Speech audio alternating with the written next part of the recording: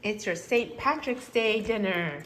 You have green pasta, green peas, and green milk. What do you think, buddy? So yum. All right, my friends, my two older kids are at school right now, and I'm gonna go ahead and process all this green spinach.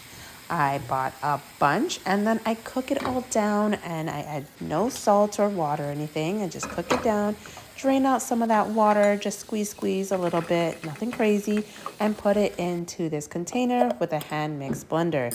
Now you can do milk, or this time I just want to add a little bit more protein and probiotics and green yogurt. It came out a little bit thicker because I used this Greek style yogurt. Just make sure you use something plain to not give off any flavor. Now that that's all done, I'm going to freeze this in this nice little silicone cube tray. Love using it. Now comes dinner time. My kids are home. Everybody's home. I got 3 littles and I need to make dinner fast. This is one of my quick go-to dinners, especially on my busier days. And I'm using this boxed mac and cheese, but I don't want to make it just plain mac and cheese. I want to make it a little bit healthier. Plus, it's St. Patrick's Day. So in honor of the Irish, we're going to turn this green. So I just dabbed a little bit of butter.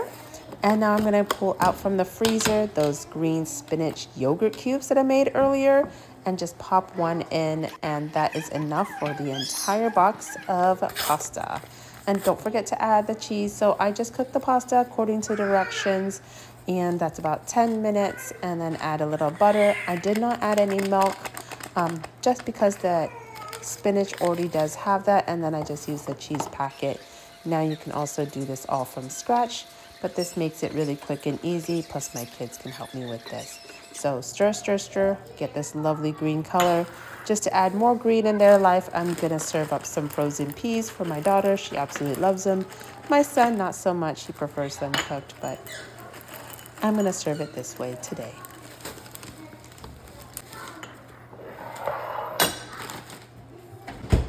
Do give it a cool name besides green pasta. You could say St. Patrick's Day pasta, leprechaun pasta, let's see, Hulk pasta, Popeyes pasta.